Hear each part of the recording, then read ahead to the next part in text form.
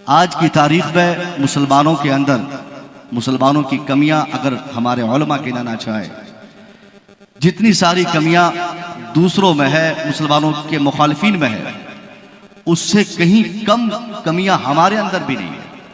हम भी उससे किसी निहत से कम नहीं। उनकी सारी बुराइयां हमारे समाज में, उनकी सकाफत हमारे माशरे में, उनकी तहजीब हमारे माशरे में, उनका सिविलाइजेशन हमारे बच्चों में। कोई एक ऐसा किरदार हम नहीं बता सकते जो उनके मुकाबले में, उसकी बदकिरदारी के मुकाबले में हमारा किरदार ना हो। गोया ये साबित हो रहा है कि आज की तारीख में मुसलमानों ने अपनी सूरत, अपनी सीरत, अपना किरदार, अपना व्यवहार, अपना चरित्र, अपना चाल, सारी चीजों को मुसलमान ने बिल्कुल डाइवर्ट करके अपने सामने परेशानी को मोल लेकर पूरी दुनिया की मुसीबतें अपनी झोली में डाल ली है। अब ऐसी परिस्थिति में आज की तारीख में आपको गौर करने के लिए है कि साहब आपको बड़ा फख्र होता है ये कहते हुए कि अभी हम जिंदा है। गरीब नवाज का हिंदुस्तान है, यहां से मुझे कोई नहीं भगा पाएगा। गरीब नवाज की ऊँटनी को किसी ने नहीं हटाया तो हमें क्या हटाएगा। कोई शायर साहब आते, ये इस अशार में इस तरह की फिक्र देते तो आप मचल कर 500 और 1000 और 2000 इनामात उन्हें अता करते कि वाह क्या अच्छी फिक्र इन्होंने दी है, क्या बेहतर नजरिया इन्होंने पेश किया है कि जब गरीब नवाज की ऊँटनी को जालिमों ने खिसकाया नहीं तो हम उसी गरीब नवाज के मानने वाले हैं, हमें कैसे ये भगा पाएंगे। सच्चाई और रियलिटी ये है साहब कि ये वो जमाना अलग था, आज ये जमाना अलग है। सरकार गरीब नवाज की ऊँटनी नहीं हट पाई, इसमें सरकार गरीब नवाज के ऊपर अल्लाह का खुसूसी एहसान, अल्लाह का फजल था। अल्लाह के रसूल के फरमान के मुताबिक, अल्लाह के नबी के काम के लिए आप जिस राजस्थान की सरजमीन पे तशरीफ लाए, अल्लाह के काम की बरकतें आपको ये मिली कि आपके जरिए बैठाई, आपके जरिए आपके इशारे से बैठी हुई ऊँट को दुश्मनों ने, मुखालिफिन ने, राजाओं ने, महाराजाओं ने नहीं उठाया, ना उठा सके वो लोग। मगर ये सारे जालिम आज की तारीख में 100% मैं गारंटी से कह सकता हूं कि अगर ये लोग उठाना चाहे, भगाना चाहे, खिसकाना चाहे, 5 से 7 मिनट नहीं लगेंगे। सारे अशार धरे के धरे रहेंगे, सारी फजीलतें, सारी तकरीरें, सारे अशार, ये सारी बातें हम बोलते रह जाएंगे, मगर 5 से 7 मिनट लगेंगे हमारे वजूद के खात्मे के लिए। हम चाहे जिस हैसियत से रहे, हम अपने घर का रास्ता भूल जाएंगे साहब। हमें निकलना किधर से है, हमें घुसना कहां से है, हमारा घर किधर है, हमारे घर का रास्ता किधर है। अगर वो अपनी औकात में आ जाए तो साहब हमें यहां से भगाने में, हिलाने में, मारने में कोई बहुत ज्यादा ताकीर नहीं होगी। वजह गरीब नवाज के हम सिर्फ जुमलों में है। गरीब नवाज की गुलामी अगर हमारे अंदर देखी जाए तो वाकई दूर दूर तक हम तलाश करें तो गरीब नवाज की गुलामी हमारे अंदर नहीं। हम यहाँ तब महफूज जब गरीब नवाज के सच्चे गुलाम बनेंगे, तब महफूज। वरना गरीब नवाज ने जिस किरदार की आपने तबलीग फरमाई, उस किरदार की अगर हम उस किरदार पर अमल करेंगे तो हम कामयाब हैं। अगर हमने उस किरदार से, अगर उस व्यवहार से, अगर गरीब नवाज के उस पैगामात से अगर हमने बगावत की तो कसम खुदा की ये जमीन हमारे लिए महफूज नहीं, ये मकान हमारे लिए महफूज नहीं। हमारी मुहाफ़ज़त की गारंटी इन्हीं बातों पर है कि हम मुसलमान बने तब कामयाब है, हमारा ईमान मजबूत तब हम कामयाब है, हम शरीयत पे अमल करें तो कामयाब है। वरना इस पूरी कायनात में, ताकत में, पावर में, असलहे में, माल में, दौलत में, अफराद में, अंजुमन में, तहरीक में कौन सी चीज है जो मुसलमानों से ज्यादा किसी दूसरे के पास है। किसी के पास दुनिया में एक मुल्क नहीं, मगर मुसलमानों के 57 कंट्रीज इसी दुनिया में है। 57 ममालिक मुसलमानों के, कोई साहब 5 करोड़, कोई 10 करोड़, कोई 20 करोड़ बसते हैं इस दुनिया में, मगर इस्लाम मजहब के मानने वाले पूरी दुनिया में, तारीख के दृष्टिकोण से मैं कहता हूँ, पूरी दुनिया में 150 करोड़ से ज्यादा पूरी दुनिया में मुसलमान रहते हैं। मगर कोई एक शाम बताइए कि शाम फिलिस्तीनी मुसलमानों को तबाह करने के लिए इजराइल के बम्बार्डमेंट ना होते हो। कहाँ गई वो ताकत मुस्लिम कंट्रीज की जिसके बलबूते मुसलमान बोल दिया करते कि हजरत फला मुल्क हमारा, फलाना मुल्क हमारा, फलानी सोसाइटी हमारी, वो समाज हमारा, वो मुल्क हमारा। ये सारे नारे लगाए जाते, कभी उर्दुगान की बात होती, कभी तैयब की बात होती, कभी अरब की बात होती, कभी ईरान की बात होती, कभी मलेशिया की बात होती, कभी इंडोनेशिया की बात होती। मैं तो कहता हूं साहब, इस्लाम के नाम पर बसने और बसाने वाले ममालिक की इन तमाम बादशाह, इन मुसलमानों की सूरत, इंसानियत की सूरत में इस्लाम के सबसे बड़े गद्दार अगर इस समाज में कोई है तो हमारा दुश्मन इजराइल से ज्यादा सबसे बड़ा गद्दार अगर है तो ये सल्तावन ममालिक के बादशाह है। सल्तावन ममालिक के ये हीरो बनने वाले अपने आप को है। एक मुसलमान की ताकत कहां खत्म हो गई, उसका दूसरा भाई तड़पाया जाता, उसे बांध कर उल्टा लटकाया जाता, उनके सामने उसके बेटे को ज़बह किया जाता। वो कैसा खून, नापाक खून उनके बदन में है कि उनके पास असलहे हैं, उनके पास ताकत है, उनके पास फौज है, उनके पास बम्बार्डमेंट की सारी ताकत है, मगर वो मना नहीं कर सकता। वरना अगर तैश में आ जाए, औकात पे आ जाए, 5 मिनट नहीं लगेंगे दुनिया के जिस एंगल में जहां पे मुसलमान का कोई दुश्मन छुपा है, मुसलमानों को अल्लाह ने आज की तारीख में चाहे पेट्रोल से हो, डीजल से हो, माल से हो, जेवरात से हो, सोने से हो, हीरे से हो, ताकत से हो, असलहे से हो, अल्लाह ने इतनी दौलतों से सरफराज फरमाया कि मुसलमान अगर दुनिया भर में चाले पूरी दुनिया के इस्लाम के दुश्मनों को चुन चुन के मार के उसको सबक सिखाएंगे। एक ही रास्ता दुश्मनों के पास रहेगा, या तो वो कलमा पढ़ के अपने आप की हिफाजत मोल लेकर अपने आप को महफूज करने के लिए इस्लाम के शरण में आ जाए, या अगर बगावत करे तो मरने के लिए तैयार हो जाए। अगर ये सारे लोग चाले, मगर नहीं, ईमान है आज की तारीख में तो मैं समझता हूं पूरी दुनिया में 57 कंट्रीज की बात मैं नहीं करता, अभी तो मेरी नजर में पूरी दुनिया में मुसलमानों का सिर्फ एक मुल्क है जिस मुल्क को हम फिलिस्तीन कहते हैं। इस्लाम का मुल्क सिर्फ फिलिस्तीन है। ईमान की हलावत देखनी हो तो फिलिस्तीनी मुसलमानों को देखिए। इसलिए साहब आप ज्यादा इस फिक्र में मत रहिए कि साहब हमें नहीं हटा पाएंगे, नहीं, ये हटा देंगे, क्योंकि हमारी कुव्वतों को हमने खुद ही तबाह बर्बाद कर दिया। न इत्तेहाद की ताकत, न एजुकेशन की ताकत, न ईमान की दौलत, न अकीदे की सलामती। कौन सी कुव्वत है जिसके मुकाबले में हम ये महसूस कर सकते हैं कि हम दुश्मनों से बेस्ट है, दुश्मनों से अच्छे हैं? कुछ नहीं। इसलिए आज गिन गिन के हमको, हमारे बच्चों को, हमारे समाज को, हमारे घरों को जलाए जाते, हमें मारा जाता, और हम देखते रहते। कोई ताकत हमारे अंदर नहीं, प्रोटेस्ट करते करते थक जाए, कोई असर नहीं होने वाला, एहतजाज से कोई असर नहीं होना। इस्लाम की दौलत जो आज हमें नसीब हुई, या इस्लाम पूरी दुनिया में जो फैला, ये मुसलमानों के मजबूत ईमान और अल्लाह पर कामिल यकीन की बरकतें थी जो इस्लाम पूरी दुनिया में छा गया। वरना आज की तारीख में अगर हम जैसे मुसलमान अगर हो जाए साहब, तो हम तो अपने समाज को बचाने की क्या कोशिश करें, हम तो अपने आप को बचा लें, यही कामयाब है। आज हमारे पास खुद की हिफाजत के लिए, खुद के प्रोटेक्शन के लिए हमारे पास न वक्त है, न हमारे पास टाइम है, न हमारे पास इसकी कोई तहरीक है, न हमारे पास कोई जुगाड़ है। हम सिर्फ इस इंतजार में है कि ये मामला अभी भागलपुर का है, ये मामला दुमका का नहीं, ये मामला दुमका का है, ये हजारीबाग का नहीं, ये मामला हजारीबाग का साहब, ये मामला ये रांची का नहीं, ये मामला झारखंड का है, ये मामला बिहार का नहीं। हमने सिर्फ ये कॉन्सेप्ट बिठा लिया है कि हमारे ऊपर जब बात आएगी तब हम आगे बढ़ेंगे, नहीं। पूरी दुनिया के मुसलमानों के लिए आज की तारीख में उनके ईमान को चैलेंज करते हुए इजराइल ने बार बार धमकियां दी, मगर हमने सारी हमने अपनी गैरत को मिटा दिया, पानी में, मिट्टी में मिला दिया। गैरत ईमानी हमारे पास नहीं।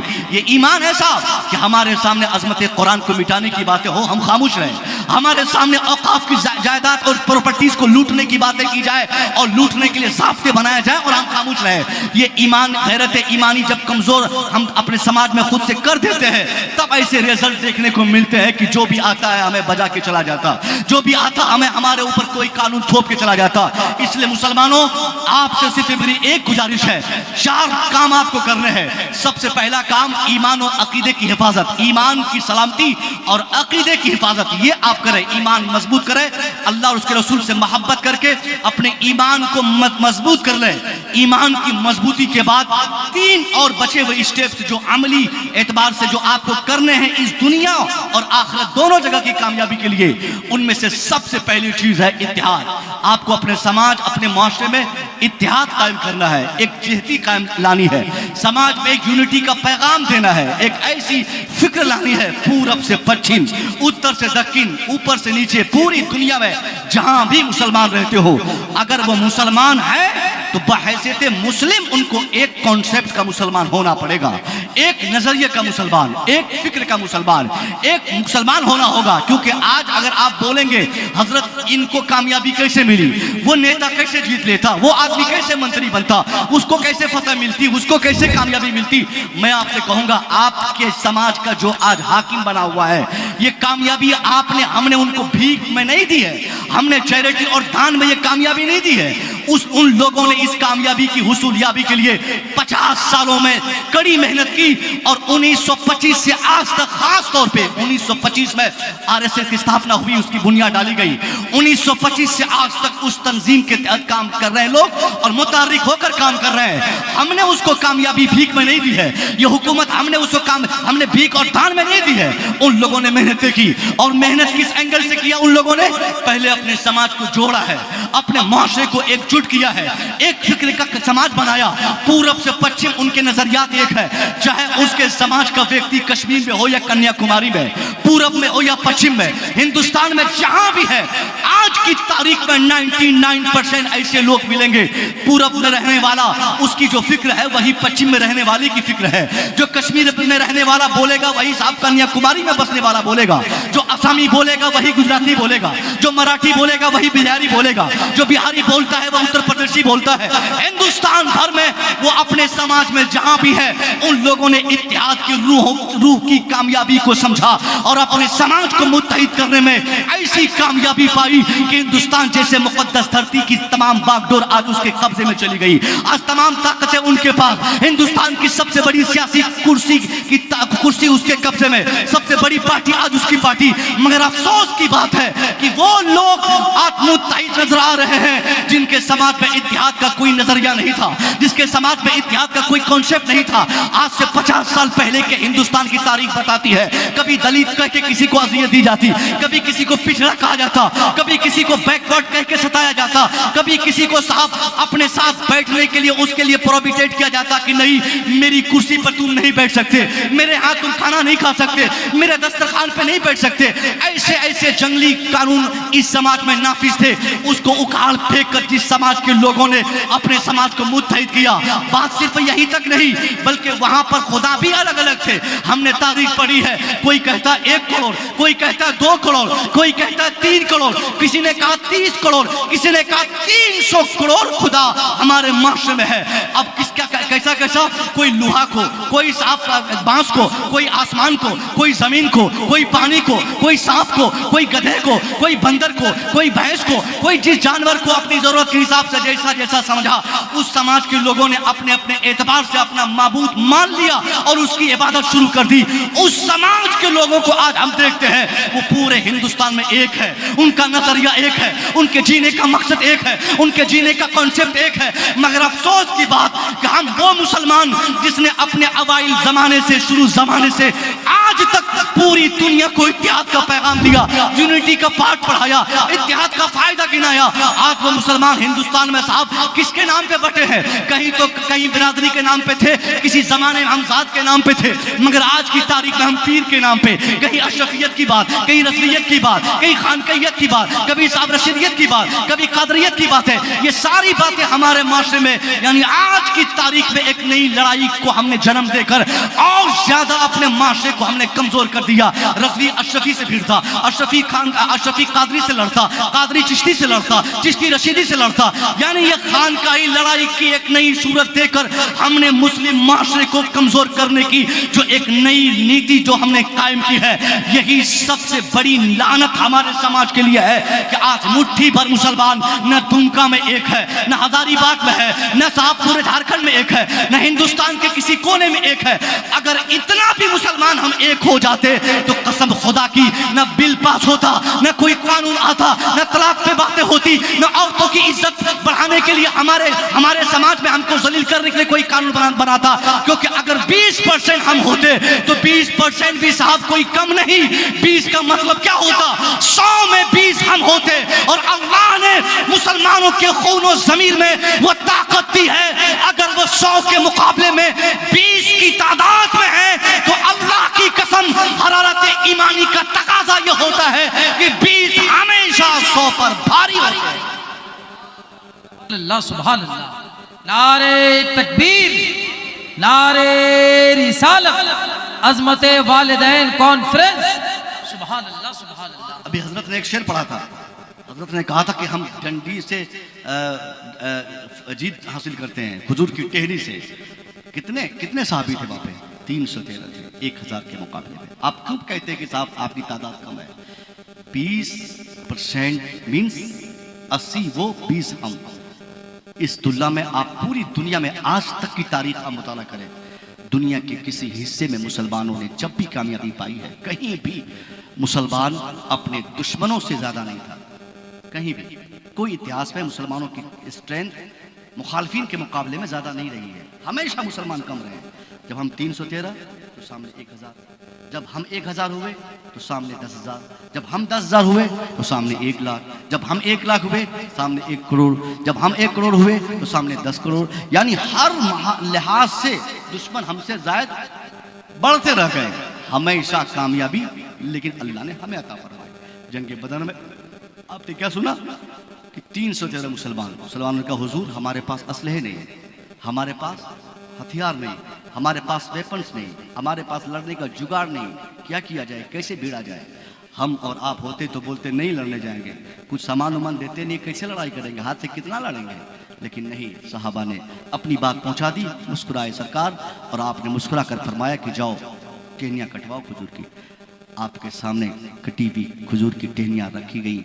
आपने हाथ दस्ते मुबारक से उसको टच किया और आपने एक एक करके साहबा को पकड़ा दिया, कहा ले जाइए, बस इसी से लड़िए। वो मुसलमान, उनके ईमान का आप अंदाज़ा फरमाए कि इतना मजबूत ईमान और मुस्तफ़ा से इस कदर मोहब्बत थी, ऐसी शदीद मोहब्बत थी कि आप अपनी निगाहों से देख रहे हैं कि सामने जिससे लड़ने जा रहे हैं उनके हाथ में चमकती हुई तलवार है और इनके पास खजूर की टेनी है।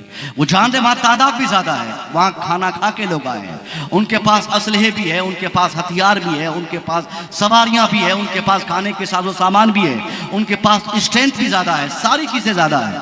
और उसके मुकाबले में अल्लाह के रसूल हमें खजूर की टेनी पकड़ा रहे हैं।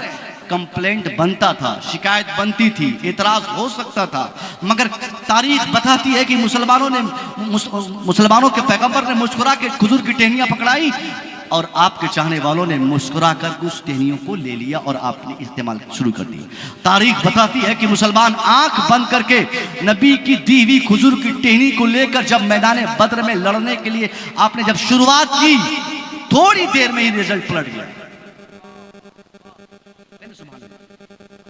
तारीख बताने वालों ने बताया, लोहे की तलवार इस्तेमाल करने वाले हार गए। यही खजूर की टहनी से लड़ने की नीयत से मैदान में जाने वाले 313 अफराद पर मुश्तमल एक छोटी सी जमात 1000 के मुकाबले में अल्लाह ने इसी जमात को कामयाबी अता फरमाई। कितनी बड़ी कामयाबी। तो तादाद ये बहुत बड़ा फैक्टर नहीं होता। तादाद की बुनियाद पर अब ये कहे कि हजरत तादाद हमारी कम नहीं, वहां पर कामयाबी अगर तादाद की बुनियाद पे मानी जाती तो कतन न बदर में, न उहद में, न किसी भी जंग में, आज तक की जंग की तारीख अब हमको बताइए जो हम दुश्मनों के मुकाबले में ज्यादा रहे हों। नहीं, हर महाज में हम कम थे, लेकिन अल्लाह ने हमें कामयाबी अता फरमाई। ये कामयाबी की बुनियाद क्या थी? खौफ खुदाबंदी और मोहब्बत रसूल, अल्लाह का डर, रसूल से मोहब्बत का रिजल्ट इतना शानदार देखने को मिला हर जमाने में कि मुसलमान जहां गए हर जगह कामयाब होते चले गए। और मुसलमानों में एक दूसरे के लिए मरने और मिटने का जो जज्बा था, एक दूसरे की अखुवत और ब्रदरहुड के खातिर खुद की जान देने का जो उनसुर जज्बा जो कैफियत उनमें थी, जो लोगों ने महसूस की थी, वही कैफियत आज हमारे अंदर। हम क्या किसी के लिए मरेंगे, हम क्या किसी की अखुवत और ब्रदरहुड की बात करेंगे? हम तो खुद अपने समाज के दूसरे भाई को मारने पे हमारा भाई हमसे महफूज नहीं, हमारा माशरा हमसे महफूज नहीं, हमारा समाज हमसे महफूज नहीं। हम खुद अपने लोगों को, अपने भाई को अगर आज हम शरण दे दें तो हम कामयाब हैं। यहाँ भी तो ऐसा नहीं। तो यही एक नाकामी की सबसे बड़ी और पहली वजह है जिसकी बुनियाद पर मैंने ये बातें कही कि आप और हम सब मिलकर कम से कम कॉन्सेप्ट के एतबार से, रूहानी तौर पर नहीं, हमें उनसे कोई मुज़ाकरात की कोई सूरत नहीं जो अल्लाह के रसूल की गुस्ताखी करता हो।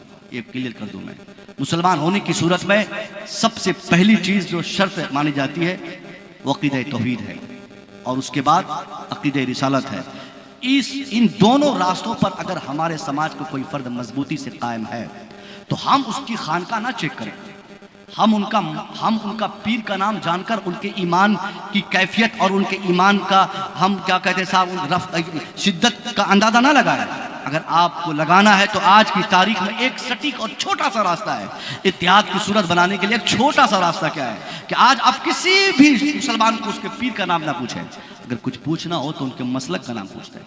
सरकार आला हजरत के बारे में पूछे, उनको ये ना कहे कि रज़वी हो कि नहीं है, जरूरी नहीं रज़वी होना, दुनिया में कोई रज़वी ना हो चलेगा, सब रज़वी हो जाए चलेगा, सब अशरफी बन जाए तब भी अच्छी बात, कोई अशरफी ना हो तब भी अच्छी बात। ये सारी चीजें हमारे लिए बड़ा और बेहतर मुसलमान बने रहने के लिए जरूरी नहीं है। जरूरी क्या है? मोहब्बत रसूल, मोहब्बत रसूल में सरसार होकर और बेहतर रज़वी, बेहतर अशरफी, बेहतर कादरी, बेहतर रशीदी बने रहने के लिए आज की तारीख में अगर कोई एक और नेक और सटीक रास्ता है, वही रास्ता मसलक के आला हज़रत का रास्ता है। आप सामने वाले के पीर और उनकी खानका न तलाश करें। अगर सामने वाला खानका अशरफिया से जुड़ा है तो उनको मुबारक हो। अगर उस खानका से जुड़ते हुए सरकार आला हज़रत से मोहब्बत करता है तो वो कल भी हमारा था, आज भी हमारा है, क़यामत तक हमारा रहेगा। अल्लाह सुभान अल्लाह, अल्लाहु अकबर, या रसूल अल्लाह, जिंदाबाद जिंदाबाद जिंदाबाद पाइंदाबाद, बस सुभान अल्लाह।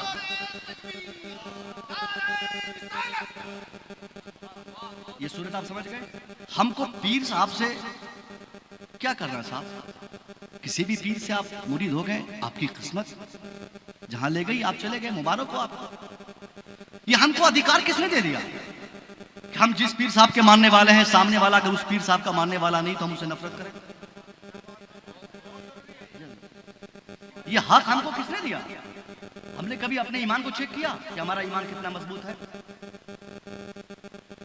पीर को बुनियाद बनाकर किसी के ईमान को चेक करना या ईमान की मजबूती और सलामती उससे तलाश करना, यह कतअन अक्लमंदी से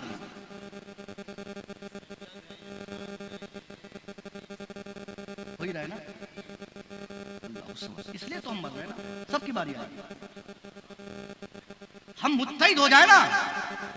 सरकार आला हज़रत ने जो फार्मूले राइज फरमाए थे ना, वो उस फार्मूले में तरीकत की बात नहीं थी, शरीयत की बात थी।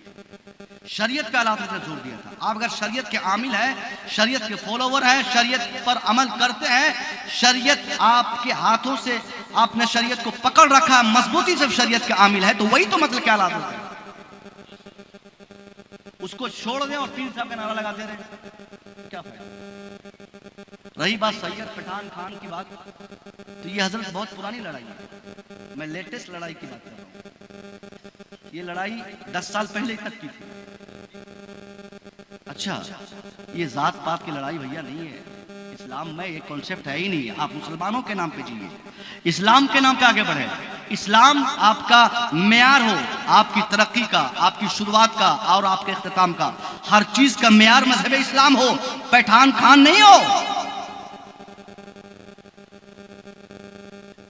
यह अलग टॉपिक है किसी और महफिल के लिए इंशाल्लाह।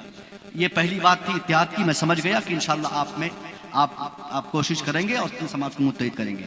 दूसरी बड़ी चीज जो आज की तारीख में हमारी नाकामी के लिए सबसे पहले काउंट की जाती है, उसी का नाम एजुकेशन है, उसका नाम तालीम। तालीम के नजरिए से अगर अपने समाज को आज हम चेक करें, हमने बहुत गालियां दी इजराइल को, हमने बड़ी अंगुलियां उठाई इजराइल की तरफ, हमने बड़ी बद्दुआएं की उन लोगों के लिए, उन दुश्मनान इस्लाम के लिए, मगर एक हकीकत है जो हमें बतानी है। इजराइल के पास जो इल्मी दुनियावी इल्म की बात कर रहा हूं, असली तालीम में जो उनकी गिरफ्त और उनकी जो पकड़ है, वो गिरफ्त पहले हमारे पास थी, वो पकड़ पहले हमारे पास था, वो हुनर पहले हमारे पास था, वो रफ्तार, इल्मी रफ्तार हमारे पास था, वो गुफ्तार जो आज उनके पास है, वो दौलत हमारे पास थी। मगर ये सारी चीजें उनके पास है, उनके पास दुश्मनी भी है, उनके पास इस्लाम दुश्मनी में जीने का सपना भी है। मगर इस्लाम दुश्मनी में जीने वाला वो शख्स अपनी कामयाबी के लिए एजुकेशन को भी लाजिम पकड़ रखा है, जिसकी बुनियाद पर आज इजरायली कौम के 99% 99.9 वहां पे एजुकेशन पे काम होता है, वहां पे तालीम पे काम होता है। वहाँ पे नॉलेज पे काम होता है, वहाँ पे हुनर पे काम होता है, वहाँ पे साहब स्किल डेवलपमेंट पे काम होता है। आज अगर मुसलमानों को हम सवाल करें, उनसे पूछे कि आप अगर कामयाबी चाह रहे हैं, अच्छी बात है, कामयाबी आपका हक है, कामयाब होना आपका अधिकार है, सक्सेस होना ये आपका हक और राइट बनता है। मगर दुनियावी और उखरवी दोनों जगह की कामयाबी के लिए उलमा ने जिन चीज़ों को ज़रूरी करार दिया है, उनमें से सबसे पहली और मजबूत शय तो इल्म ही है साहब। इस इल्म के मैदान को फराहम करने के लिए, इस मैदान को अपनी औलाद के लिए फराहम करने के लिए आपने कितनी कोशिशें की? अगर आपसे पूछा जाए तो एक ही जवाब निकलेगा कि आज सबसे ज़्यादा मजदूर आपके समाज में, दिल्ली में काम करने वाला आपका बेटा, कलकत्ता में मजदूरी करने वाला आपके बच्चे, मुंबई में खटने वाले आपके बच्चे, गुजरात में काम करने वाले आपके बच्चे, दुनिया भर में मजदूर क्लास के जो नौजवान, सबसे ज्यादा नौजवान जो मजदूर क्लास के है, वो सबसे ज्यादा हमारे बच्चे हैं। हम ये नहीं कहते कि अपने बच्चों को मजदूरी के लिए कलकत्ता न भेजा जाए। मैं ये नहीं कहता कि अगर आपका बेटा मजदूरी करता है तो वो हराम है, नहीं, मगर ये आपने गलत कर दिया। आपका बेटा अभी पढ़ा नहीं, मजदूरी के लिए आपने बाहर कर दिया। आपका बेटा मैट्रिक किया नहीं, आपने पंजाब भेज दिया। आपका बेटा अभी इंटर किया नहीं, आपने दिल्ली क्यों भेजा? आपका बेटा अभी ग्रेजुएशन पास हुआ नहीं, आपने क्यों पंजाब भेज दिया? आपका बेटा अभी कायदे से तालीम हासिल नहीं किया, आपने क्यों उसे कलकत्ता कमाने भेज दिया? ये 10,000, 5,000, 20,000 की कमाई की लालच में आज हम मुसलमान जो अपने बच्चों को मजदूर बना रहे हैं। हमारा बेटा 5-10 साल में कमा कर घर तो बना लेगा, मगर हम अपने बेटे को जाहिल छोड़कर गोया हमने बेटे पे भी जुल्म किया, अपने माशरे पे भी जुल्म किया, अपनी सोसाइटी पे जुल्म किया, पूरी कम्युनिटी पे जुल्म किया। इसलिए मुसलमानों, अल्लाह के वास्ते अगर 100% कामयाबी चाहते हो तो अपने समाज में इल्म पे काम करो, एजुकेशन पे काम करो। एजुकेशन सिर्फ तालीम से सिर्फ घर नहीं बनता है, तालीम से सिर्फ नौकरियां नहीं मिलती है, तालीम से सिर्फ मकान नहीं बनते हैं। तालीम इसलिए भी जरूरी है ताकि मकान बने, तालीम इसलिए भी जरूरी है ताकि नौकरी मिले, तालीम इसलिए भी जरूरी है ताकि जमीन खरीदी जाए, तालीम इसलिए भी जरूरी है ताकि हमारे पास माल आ जाए, तालीम इसलिए भी जरूरी है ताकि हमारे पास समाज में हुकूमत आ जाए। हाँ, इन तमाम जरूरतों की तकमील के रास्ते हम तालीम के रास्ते से फराहम कर लेते हैं, मगर इन तमाम सच्चाई के साथ साथ इल्म इसलिए भी जरूरी है ताकि अल्लाह की पहचान हम हासिल करें। इल्म इसलिए जरूरी है ताकि हम अपनी नमाज दुरुस्त कर सकें।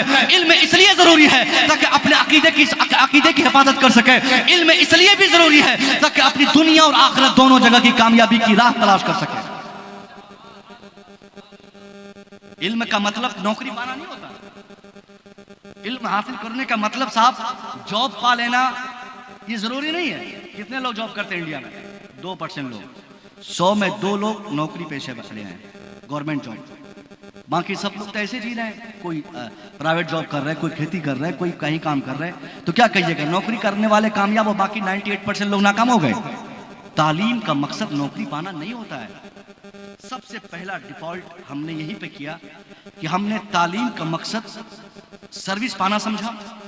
अगर नौकरी हमें मिल गई तो अपने आप को हमने कामयाब समझा, और नौकरी नहीं मिली या नौकरी ना मिलने के रास्ते हमने तंग देखे तो हमने अपने आप को नाकाम समझ के अपनी तालीम को हमने वहीं ड्रॉप कर दी और किताब बस्ते को छोड़ दिया, ये कहते हुए कि क्या करेंगे पढ़ के, पढ़ने के बाद भी तो दिल्ली में खटना है, तो पढ़ने से पहले ही खटने क्यों न चला जाए। ये जवाब रखा है ना। जबकि पता है आपको, जाहिल दिल्ली में काम करने जाए और पढ़ा लिखा काम करने जाए, दोनों एक ही काम करें, दोनों की पगार भी एक ही हो, तनख्वाह दोनों की सेम हो, मगर अगर वो जाहिल काम कर रहा है और उसी जगह पढ़ा लिखा वही काम कर रहा है सेम सैलरी में, तो दोनों के काम करने के तौर तरीके अलग अलग होंगे।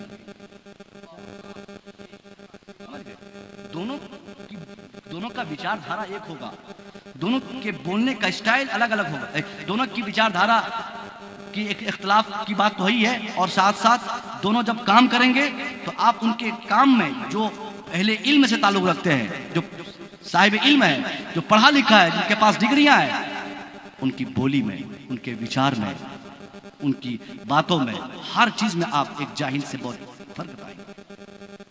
मैं तो कहा था किसी जलसे में कि पढ़ा लिखा आदमी अगर भैंस भी चराएगा ना, आप कहिएगा सर जब पढ़ा लिखा है तो वो भैंस क्यों चराएगा? चरा सकता है, अपना भैंस को तो चरा ही सकता है ना। अगर पढ़ा लिखा इंसान भैंस भी चराएगा तो उनके भैंस चराने के स्टाइल में और जाहिल के स्टाइल में बहुत फर्क होगा। इल्म तो इंसान को इल्म की बुनियाद पे इंसान तो हमेशा इज्जत पाता है ना, दुनिया की किसी सोसाइटी से उसका ताल्लुक रहे। अगर आप पढ़े लिखे हैं तो आप उस तालीम की बुनियाद पर बार बार इज्जत पाएंगे। आप घर बनाएंगे, एक बार इज्जत मिलेगी, गाड़ी खरीदेंगे, एक बार इज्जत मिलेगी, पैसे आपके पास होंगे, एक बार जिसको मालूम होगा कि आपके पास करोड़ों रुपया हैं तो वो आदमी आपकी इज्जत एक बार कर लेगा। आपका मकान, आपकी बिल्डिंग, आपकी इमारत देखकर खुश होगा और एक दो दफा वो आपकी तारीफ करके आपकी इज्जत कर लेगा, आपकी गाड़ी देखकर, आपका पैसा देखकर। मगर अगर आप तालीम याफ्ता है, पढ़े लिखे हैं, एजुकेटेड है, साहिब इल्म है, आपके पास नॉलेजेस है, तो नॉलेज की बुनियाद पर ये नॉलेज आपको एक बार नहीं, आप दुनिया के जिस एंगल से जहां भी रहेंगे, इल्म की ये बरकत होगी, वो इल्म आपको बार बार इज्जत दिलाता रहेगा। सुभान अल्लाह, सुभान अल्लाह। आप ड्राइवर भी होंगे ना तो इल्म की बुनियाद पर इज्जत पाएंगे। एक फैशन चला है हमारे समाज में कि साहब जमीन बेच के बेटे को गाड़ी खरीद के दे दो, दुकान करके दे दो। आपके यहाँ तो शायद नहीं होगा, हमारे यहाँ तो है। अगर देखा बेटा नहीं पढ़ पाया, 1 बीघा जमीन बेच के स्कॉर्पियो खरीद के दे देता है बारात को चलाने के लिए। कोई बाप दुकान खरीद के दे दिया, दुकान खरीद करके दिया कि बेटा मेरा रोजी रोटी इसी से तलाश करो। उसी बाप ने अपने बेटे की जिंदगी खराब की है। जिस बाप ने अपने बेटे को पहले समझा दिया, बेटा चलो मैट्रिक का एग्जाम दो, पास हो गए तब भी ठीक, नहीं हो गए तो दुकान जिंदाबाद। बाप ने बेटे को पहले ही बता दिया, बेटा इंटर कर लो, अगर इंटर में पास हो गए तो ठीक, वरना दुकान जिंदाबाद, स्कॉर्पियो जिंदाबाद, गाड़ी खरीदवा दूंगा, बारात में चलाना, ये करना, वो करना, ये बिजनेस, वो दुकान, ये खेत, वो खेत। ये सारी बातें हम जो बच्चों को पहले बचपन में बता देते, गोया हम बच्चों को ये बावर कराते, उनको तरगीब दिलाते, उनको ये हम समझाते कि पढ़ना उनके लिए बहुत ज्यादा जरूरी नहीं। अगर आज उसका बेटा मैट्रिक में फेल हो रहा है, इंटर नहीं कर पा रहा है, तो इसके पीछे नाकामी के असबाब अगर हम तलाश करेंगे तो वही बाप इसका जिम्मेदार है जिसने अपने बेटे का मनोबल को डैमेज किया है। अगर हम बाप हैं तो बाप होने की हैसियत से हमारे पास करोड़ों रुपया है तो हमें मुबारक हो, जमीन है तो हमें मुबारक हो, मकान है तो मुबारक हो, माल है तो मुबारक हो। अपने बेटे को हमें यह समझाना है, बेटा मेरी जमीन मेरे लिए है, तेरे लिए नहीं। ये मकान मेरे लिए है, तेरे लिए नहीं। ये गाड़ी मेरे लिए है, तेरे लिए नहीं। ये औकात मेरे लिए है, तेरे लिए नहीं। मैं मुखिया हूं मेरे लिए, मैं सरपंच हूं मेरे लिए, मैं विधायक हूं मेरे लिए, मैं पैसे वाला हूं मेरे लिए। बेटा तेरी दौलत तेरा इल्म है, तेरा पैसा तेरा इल्म है, तेरा मकान तेरा इल्म है, तेरी दौलत तेरा इल्म है। बेटा अगर तू जाहिल रहेगा, मेरी जमीन तेरी हिफाजत नहीं करेगी। तू अनपढ़ रहेगा, मेरा माल तुझे नहीं बचाएगा। तू अगर अनपढ़ रहेगा, मेरा मकान तेरी हिफाजत नहीं करेगा। तेरी हर जगह की भलाई इन्हीं बातों पे छुपी है। बेटा तुम मेहनत कर, अगर तू कामयाब होगा तो मुझसे ज्यादा कीमती गाड़ी तेरे दरवाजे पे खड़ी होगी। सुभान अल्लाह, सुभान अल्लाह, सुभान अल्लाह, वाह वाह, जिंदाबाद जिंदाबाद। मगर बाप ने क्या समझा दिया कि घबराना नहीं है, जमीन बेच के काम कर लेंगे। जो बाप अपने बेटे को ये सारी बातें कहेगा, 100% गारंटी है उसका बेटा इल्म से अपना फायदा कभी तलाश नहीं कर पाएगा। आप प्रेशर बनाइए ना उनके ऊपर, आप दबाव बनाइए, आप उनको कहिए कि कोई रास्ता नहीं इसके अलावा। तुझे मैट्रिक में फर्स्ट डिवीजन लाना है, तुझे इंटर में टॉप करना है, तुझे ग्रेजुएशन में जिला टॉपर बनना है, तुझे पूरे स्टेट के टॉप 10 की फहरिस्त में अपने आप को लाना है। आप प्रेशर बनाइए। बच्चे अगर चाह लें और वो इस पर यकीन कर लें कि बगैर पढ़े उसकी कामयाबी का कोई रास्ता जमीन मकान के कुछ भी नहीं। यकीनन अगर आप रिक्शा चालक हैं तो क्या हुआ, आपका बेटा अगर आपके कहने पर ठान ले, जिला ही नहीं स्टेट का टॉपर बन के दिखाएगा। सुभान अल्लाह, सुभान अल्लाह। हमारी कामयाबी इन्हीं बातों पे है कि हम अपने बच्चों को पढ़ाएं। आज कल तो परसों भीमराव अंबेडकर की जयंती है, अंबेडकर जयंती परसों 14 तारीख को ना, अंबेडकर जयंती। अंबेडकर कौन थे सब जानते हैं, लगभग जानते हैं। हिंदुस्तान के दलित समाज के वो व्यक्ति जिसे उस समाज में उस टाइम दूर दूर तक कहीं इज्जत नहीं मिलती थी। मैंने इतिहास पढ़ा है, अंबेडकर की तारीख मैंने पढ़ी है। उस बंदे ने समाज को बदलना चाहा, तब्दीली चाहिए, और तब्दीली वक्ती तब्दीली नहीं, दायमी तब्दीली की कोशिश उसने की। उस जमाने में भीमराव अंबेडकर चाहते अपने समाज के लोगों को बोलते कि चलो रामलीला भरते हैं, तीर धनुष लेकर सब आ जाते हैं। एक आवाज पर हिंदुस्तान भर के लोग उनके पीछे एहतजाज और प्रोटेस्ट के लिए तैयार रहते। वो अगर तब्दीली और अपने हुकूक, अपने मुतालबात हुकूमत के आगे अपनी तादाद की बुनियाद पर रखना चाहते तो उससे ज्यादा कामयाबी किसी को नहीं मिलती। मगर उसने क्या कहा, नहीं, एहतजाज से हमें अपना हक नहीं चाहिए, हमें अपने समाज की तब्दीली के लिए हमें लाठी नहीं उठाना है, हमें भाले का इस्तेमाल नहीं करना है, हमें किसी वेपन का सहारा नहीं लेना है। उसने अगर किसी एक चीज को इस कामयाबी के लिए जरूरी समझा तो उसी को तलवार नहीं, उसको कलम कहा जाता है। उसको अगर कोई एक चीज से हम नापना चाहते हैं तो उसी को इल्म कहा जाता है। उसने तालीम को जरूरी समझा और इतनी मेहनत उस बंदे खुदा ने की, इतनी मेहनत की, मैंने पढ़ा है साहब कि उसने डर डरा के अपने नाम को बदल के, पिता के नाम को चेंज करके, अपना एड्रेस बदल के महाराष्ट्र के एक स्कूल में उसने अपना नामांकन करवाया, दाखिला करवाया और दाखिला करवा के उसने पढ़ना जरूरी समझा और इस कदर मेहनत से उसने तालीम पाई, ऐसी तालीम कि 3 से ज्यादा सब्जेक्ट पर उनको पीएचडी की डिग्रियां दे दी गई, 64 सब्जेक्ट से उनको मास्टर की डिग्रियां दी गई, 9 भाषाओं में उनको एक मलका हासिल था। अब आज की तारीख में दुनिया भर में इतनी इज्जत उस समाज के व्यक्ति को जिसको कभी कोई इज्जत देने के लिए तैयार नहीं होता। आज दुनिया के हर एंगल से हर समाज में उनकी इज्जत होती, उनके नाम के लिए एक दिन गेस्टेड छुट्टी रखी जाती। वजह सिर्फ इल्म, वजह सिर्फ एजुकेशन, वजह सिर्फ तालीम की पुख्तगी।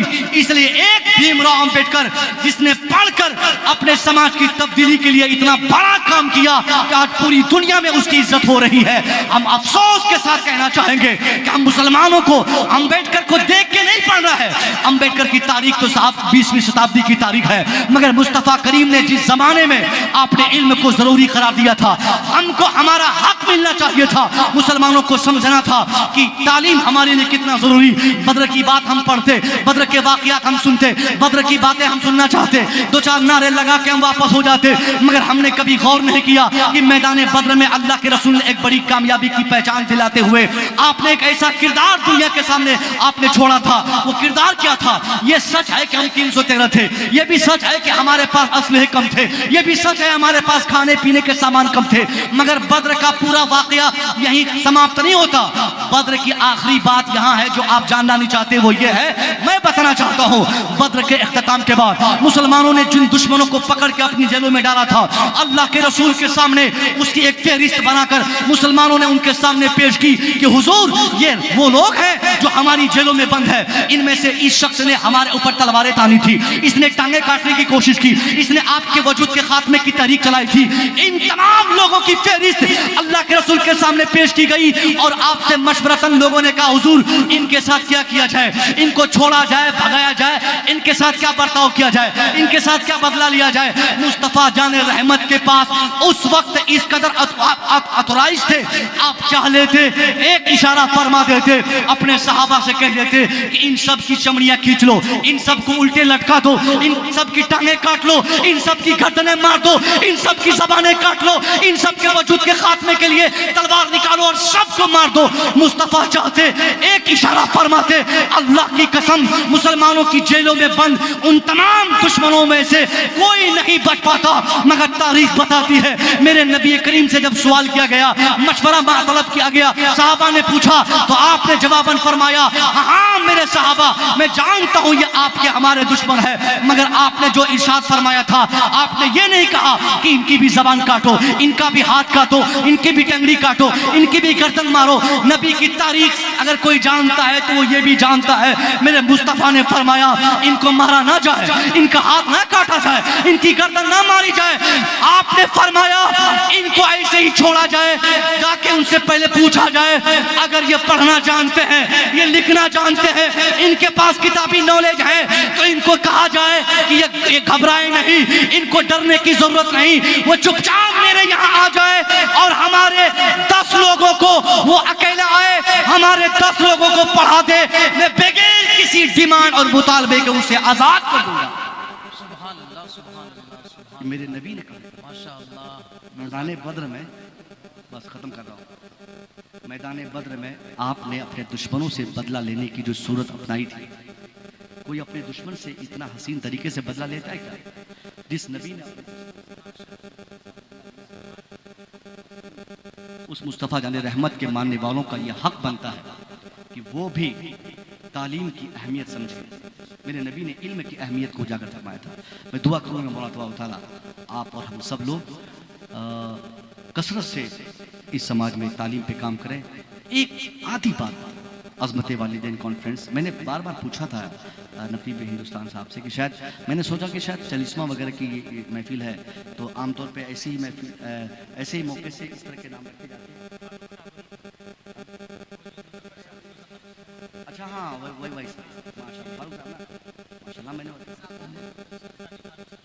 फारूक साहब के साथ हैं माशाल्लाह बड़ा काम किया है। अल्लाह आपको तौफीक दे कि आप अपने वालिद साहब की और खिदमत करें। भैया माँ बाप की दौलत से बढ़ के कोई दौलत नहीं है। नौजवानों सुनो 2 मिनट की बात, अगर आपके वालिद जिंदा हैं खूब खिदमत कीजिए इससे पहले कि आपको कब्रिस्तान में जाके फातिहा पढ़ना पड़े।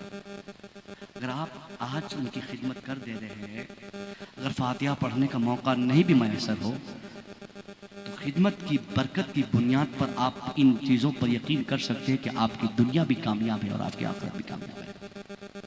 जो बच्चे बाप को रुलाए, तड़पाए, मारे या उनकी बात न सुने या इनमें से कुछ ना करे, उनसे बोलना छोड़ दे, वो सब बच्चे अपने माँ बाप के गद्दार हैं।